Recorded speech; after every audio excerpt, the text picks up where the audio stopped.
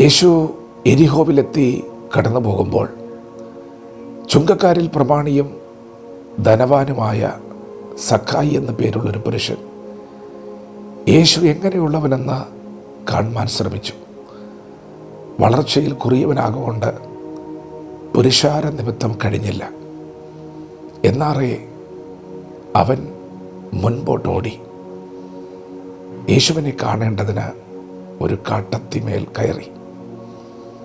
ദൈവത്തിൻ്റെ മാറ്റമില്ലാത്ത വചനം ശ്രദ്ധിക്കുന്ന പ്രിയപ്പെട്ടവരെ,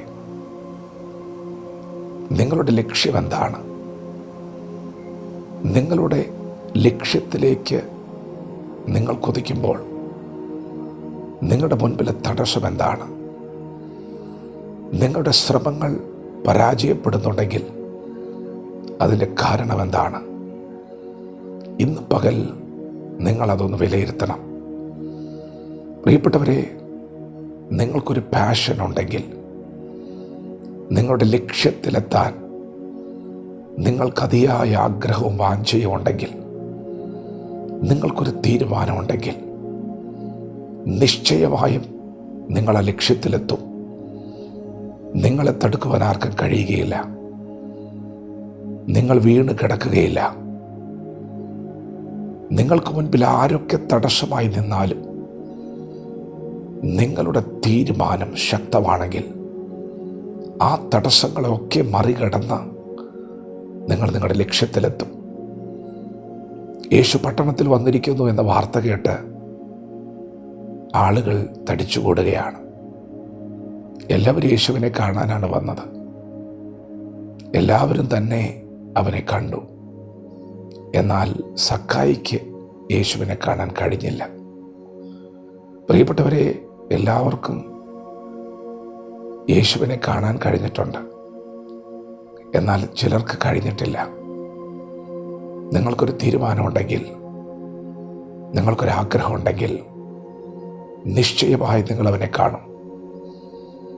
നമ്മുടെ ദൈവത്തെ ആരും ഒരു നാളും കണ്ടിട്ടില്ല. ദൈവത്തെ വെളിപ്പെടുത്തുന്ന പുസ്തകമാണ് വിശുദ്ധ വേദപുസ്തകം. ദൈവം മനുഷ്യ വേഷമെടുത്തു. അതാണ് നമ്മുടെ കർത്താവായ യേശു. ദൈവത്തിൻ്റെ പൂർണ്ണരൂപം ആർക്കും കാണാൻ കഴിഞ്ഞിട്ടില്ല.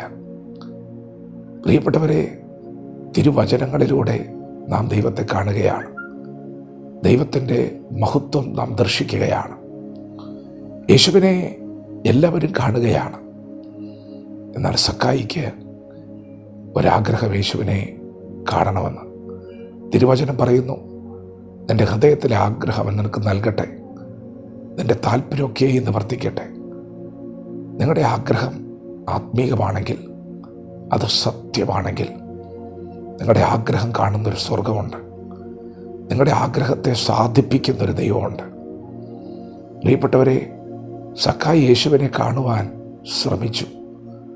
അവൻ ശ്രമിച്ചു, പക്ഷെ അവൻ്റെ ശ്രമങ്ങൾ പരാജയപ്പെട്ടു. അവൻ്റെ ശ്രമങ്ങൾ പരാജയപ്പെട്ടു. പലവട്ടം ശ്രമിച്ചിട്ടുണ്ടാകാം, പക്ഷെ പരാജയപ്പെടുകയാണ്. എന്നാൽ പ്രിയപ്പെട്ടവരെ, ജീവിതത്തിൽ പലവട്ടം തോൽവികൾ ഏറ്റുവാങ്ങുന്നത് കണ്ട് എന്നെക്കൊണ്ടത് കഴിയില്ല, എനിക്കത് സാധ്യമല്ല, ഇനി ഞാനില്ല എന്ന് പറഞ്ഞ് പുറകോട്ട് മാറുന്ന ഒരു മനുഷ്യനെയല്ല നാം കാണുന്നത്. പരാജയപ്പെട്ടിട്ടും മുൻപോട്ട് ഓടുന്നവനെയാണ് നാം കാണുന്നത്. പ്രിയപ്പെട്ടവരെ, തോറ്റുകൊടുക്കരുത്. നിങ്ങൾ ഇറങ്ങിത്തിരിച്ചത് എന്തിനു വേണ്ടിയാണ്? വീണ് കിടക്കാൻ വേണ്ടിയല്ല, തോറ്റുകൊടുക്കാൻ വേണ്ടിയല്ല, ജയിക്കാൻ വേണ്ടിയാണ്. അവൻ മുൻപോട്ട് ഓടുകയാണ്. ആഗ്രഹം സത്യമാണെങ്കിൽ, നിങ്ങൾക്കൊരു തീരുമാനമുണ്ടെങ്കിൽ, നിങ്ങൾ നിശ്ചയമായും നിങ്ങളുടെ ലക്ഷ്യസ്ഥാനത്തെത്തിയിരിക്കും.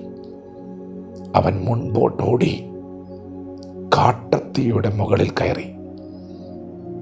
അവന് യേശുവിനെ കാണാൻ കഴിയാതിരുന്നത് അവൻ്റെ മുൻപിൽ വലിയൊരു പുരുഷാരം നിൽക്കുന്നത് കൊണ്ടാണ്.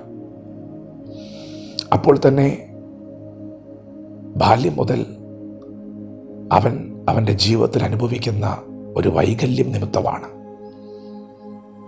നിങ്ങളെ തളർത്തുന്നത് ബാല്യം മുതൽ നിങ്ങളെ പിന്തുടരുന്ന ചില വേദനകളായിരിക്കാം. ചില തകർച്ചകളായിരിക്കാം. ഇപ്പോൾ നിങ്ങളുടെ മുൻപിൽ നിൽക്കുന്ന ചില തടസ്സങ്ങളായിരിക്കാം. പ്രിയപ്പെട്ടവരെ, നിങ്ങൾക്കൊരു തീരുമാനമുണ്ടെങ്കിൽ നിങ്ങൾ നിശ്ചയമായും നിങ്ങളുടെ ലക്ഷ്യസ്ഥാനത്തെത്തിയിരിക്കും. അവൻ മുൻപോട്ടോടി മുൻപിലുള്ള തടസ്സങ്ങൾക്ക് മുകളിൽ ഓടിക്കയറുകയാണ്. അവിടെ കൂടി വന്നവർ യേശുവിനെ കാണുന്ന പോലെയല്ല അവൻ കാണുന്നത്. അവൻ ഒരു പടി മുകളിൽ കയറി, കാട്ടത്തിയുടെ മുകളിൽ കയറി യേശുവിനെ നോക്കുമ്പോൾ യേശു ആ കാട്ടത്തിയുടെ ചുവട്ടിൽ എത്തിയപ്പോൾ അവിടെ നിന്നു. എന്നിട്ട് യേശുവിനെ കാണാൻ തുടിച്ച ഹൃദയത്തിന് മുൻപിൽ, യേശുവിനെ കാണാൻ തുടിച്ച കണ്ണുകൾക്ക് മുൻപിൽ നിന്നുകൊണ്ട് യേശു പറഞ്ഞു, സക്കായി ഇറങ്ങി വാ, എന്നെ കാണാൻ കൊതിച്ച നിന്നോടുകൂടെ ഞാനിന്ന് പാർക്കാൻ പോവുകയാണ്.